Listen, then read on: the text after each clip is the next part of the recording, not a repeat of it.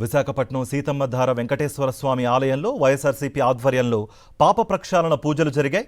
MLC వరదు Kalyani, YSRCP తూర్పు నియోజకవర్గ సమన్వయకర్త మొల్లి అప్పారావు ఆలయంలో ప్రత్యేక పూజలు నిర్వహించారు. తిరుపతి లడ్డూపై తప్పుడు ప్రచారం చేసిన కూటమి నేతలకు బుద్ధి రావాలని దేవుణ్ణి ప్రార్థించారు. CM Chandrababu, deputy CM Pawan Kalyan తమ పదవులకు రాజీనామా చేయాలని డిమాండ్ చేశారు. ప్రజల గుండెల్లో వైఎస్ జగన్కు ఉన్న మంచి పేరును చెరిపివేసేందుకే కూటమి నేతలు అసత్య ప్రచారాలు చేస్తున్నారని మండిపడ్డారు.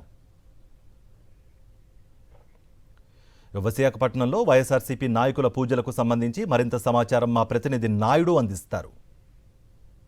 తిరుపతి లడ్డు మీద సిట్టు స్పష్టమైన నివేదిక ఇచ్చినప్పటికీ కూడా కూటమి నాయకులు చేస్తున్న తప్పుడు ప్రచారాన్ని ఖండిస్తూ పాప ప్రక్షాళన పూజలకు వైఎస్ఆర్సీపీ రాష్ట్ర వ్యాప్తంగా పిలుపునిచ్చింది. దానిలో భాగంగా విశాఖ తూర్పు నియోజకవర్గం సీతమ్మధారలో ఉన్న వెంకటేశ్వర స్వామి దేవాలయంలో వైఎస్ఆర్సీపీ శ్రేణులంతా కూడా ప్రత్యేకమైన పూజలు నిర్వహించారు. మేడం, టీటీడీ మీద కూటమి నేతలు చేస్తున్న తప్పుడు ప్రచారాన్ని ఏ విధంగా చూడవచ్చు? ఒక స్పష్టమైన నివేదిక ఇచ్చిన తర్వాత కూడా ఇంకా బురద జల్లే కార్యక్రమాన్ని మనం ఏ విధంగా భావించవచ్చు? తిరుపతి లడ్డు మీద కల్తీ జరిగిందని, జంతు కొవ్వు అందులో కలపడం జరిగిందని కూటమి నాయకులు చంద్రబాబు నాయుడు గారు, పవన్ కళ్యాణ్ గారు చెప్పడం జరిగింది. అటువంటి కల్తీ ఏమీ జరగలేదని ఎన్డీడీబీ ల్యాబ్స్ ద్వారా ఈరోజు మహారాష్ట్రలోని గుజరాత్ దగ్గర ఆ ల్యాబ్లో ఆ రిపోర్టు రావడం జరిగింది. కూటమి నాయకులు ఈ మా జగన్మోహన్ రెడ్డి గారి మీద, మా నాయకుల మీద కూడా బురద జల్లడమే కాకుండా ఎంతో పవిత్రమైన తిరుపతి లడ్డు మీద, అది వెంకటేశ్వర స్వామి మీద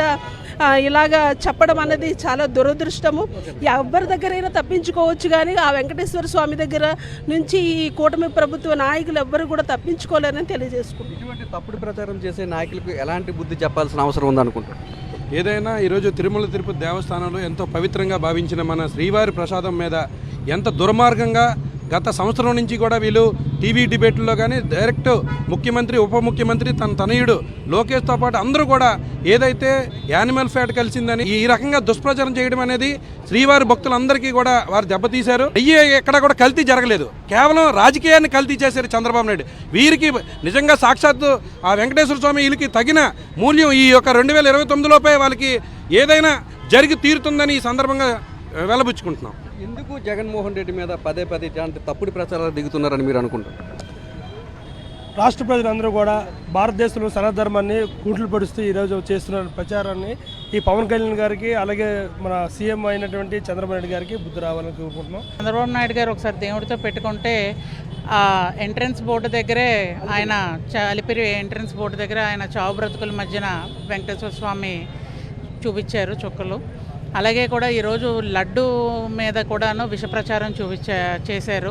చంద్రబాబు నాయుడు కానీ, లేదంటే పవన్ కళ్యాణ్ కానీ, కూటమి నేతలు కానీ వైఎస్ జగన్మోహన్ రెడ్డి మీద చేసిందంతా ఒట్టి తప్పుడు ప్రచారమేనని సిట్ నివేదిక ద్వారా స్పష్టమైందని, ఎవరితోనైనా ఆటలాడవచ్చును కానీ భగవంతుడితో ఆటలాడితే వారికి తగిన మూల్యం చెల్లించుకోవాల్సి వస్తుందని చెప్పి వైఎస్ఆర్సీపీ నేతలు హెచ్చరిస్తారు. కెమెరామెన్ శంకర్తో నాయుడు, విశాఖపట్నం.